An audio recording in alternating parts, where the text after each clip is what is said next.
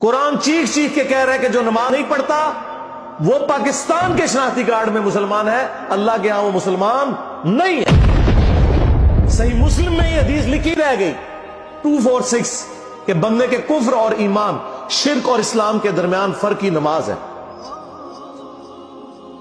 یہ حدیث مسلم میں ہی لکھی رہ گئی کہ ابن مسعود رضی اللہ تعالیٰ عنہ کہتے ہیں کہ جماعت کے ساتھ نماز پڑھنا یہ سنت خدا ہے، یہ تمہارے نبی کی وہ سنت ہے جو اللہ نے انہیں عطا کی، اگر اسے چھوڑ دو گے تو برباد ہو جاؤ گے۔ رسول اللہ کے زمانے میں اگر کوئی بیمار بھی ہوتا اور دو بندوں کے سہارے مسجد میں آ کے نماز پڑھ سکتا تو اس کی کوشش ہوتی کہ میں مسجد میں جماعت سے نماز پڑھوں، کہیں مجھے منافق نہ شمار کر لیا جائے۔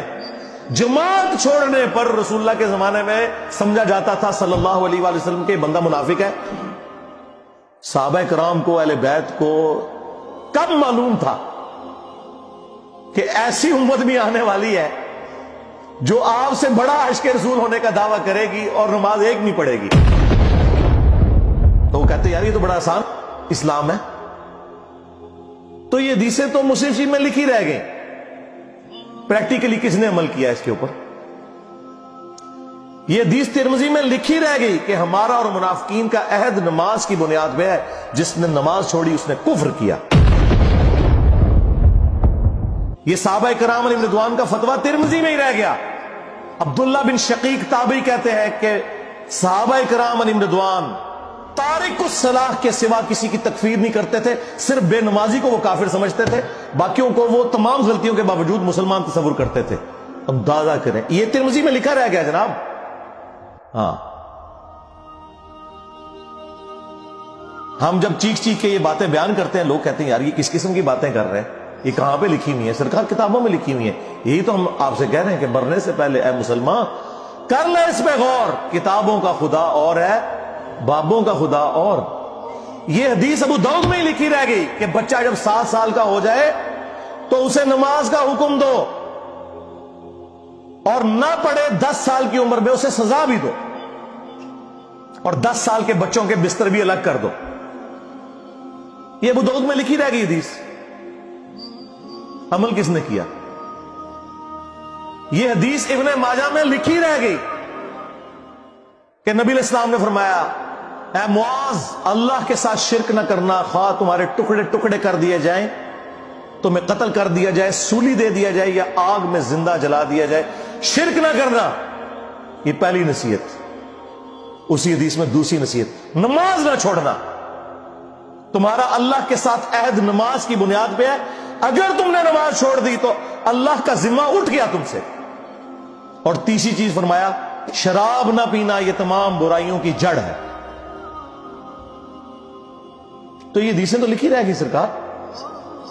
یہ حدیث مسند احمد میں ہی لکھی رہ گئی کہ نبی علیہ السلام نے فرمایا کہ نماز قیامت کے دن نمازی کے لیے دلیل، نجات اور نور ہوگی، اور جو نماز نہیں پڑھتا قیامت کے دن نہ اس کے لیے کوئی دلیل ہوگی اللہ کے حضور بچنے کی، نہ نجات اور نہ کوئی روشنی، نور جو پولیس رات سے گزرنے کے لیے قرآن میں آیا نا وہ نور۔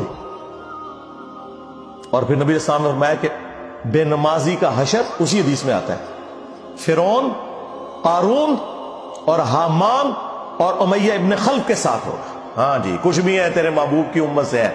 محبوب تو پہلے ہی بتا گئے کہ بے نمازی تیرا حشر تو فرعون کے ساتھ ہونا ہے، تیرا حشر قارون کے ساتھ ہونا ہے، امیہ ابن خلف کے ساتھ ہونا ہے۔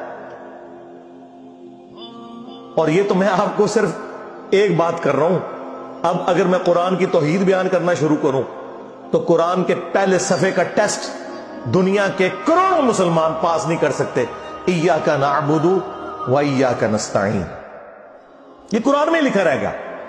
ماشاءاللہ فجر کی نماز میں یہ پڑھ کے نکلتا ہے، اور مسجد کے ساتھ جو دربار ہے ریگولرلی حاضری دے کے اس بابے سے بھی مانگ کے گھر آتا ہے کہ کیا نماز تو پڑھی؟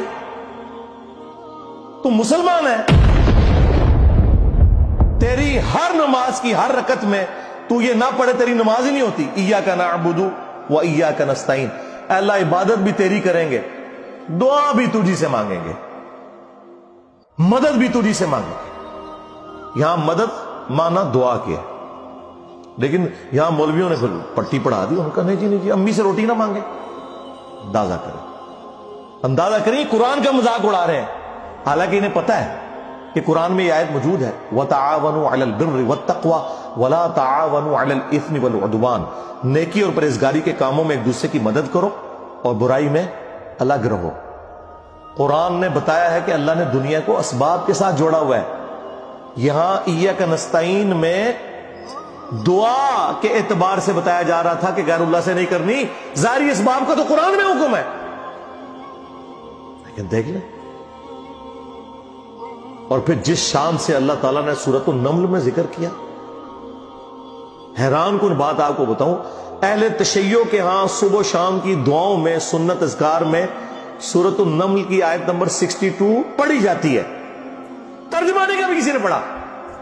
اور ہمارے جن اسٹوڈنٹس نے پڑھا جو شیعہ مکتب سے تعلق رکھتے تھے، کیونکہ میں نے اس آیت کو اتنی دفعہ کوٹ کیا، انہوں نے کہا ہم تو یہ صبح شام پڑھتے ہیں، ترجمہ پڑھا تو انہوں نے کہا یار یہ آیت پڑھ کے بھی سب سے زیادہ شرک ہم کر رہے تھے، کیونکہ اس آیت کے اندر کیا لکھا ہے؟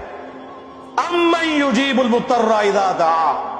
بھلا بتاؤ کون ہے جو تکلیف میں گھرے ہوئے شخص کی فریاد کو سنتا ہے، وَيَكْشِفُ السُّوءَ، اور اس سے اس کی برائی کو، تکلیف کو دور کر دیتا ہے، وَيَجْعَلُكُمْ خُلَفَاءَ الْأَرْضِ، اور تمہیں اگلوں کا خلیفہ کرتا ہے زمین پر، تمہارے ماں باپ کے مرنے کے بعد تم، تمہارے مرنے کے بعد تمہاری اولاد کو. اَإِلَٰهٌ مَّعَ اللَّهِ، کیا اللہ کے ساتھ کوئی اور معبود بھی ہے؟ قَلِيلًا مَّا تَذَكَّرُونَ، لیکن بہت کم ہی تم نصیحت حاصل کرتے ہو. بالکل صدق اللہ العظیم، بہت کم لوگوں نے نصیحت حاصل کی.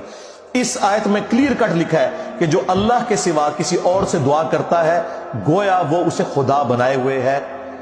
یا علی مدد کا مطلب سادہ نہیں ہے، اس کا مطلب ہے کہ آپ نے مولا علی کو اللہ کے مقابلے پر خدا تصور کر دیا. نہیں جی ہم تو انہیں اللہ کا بندہ مانتے ہیں.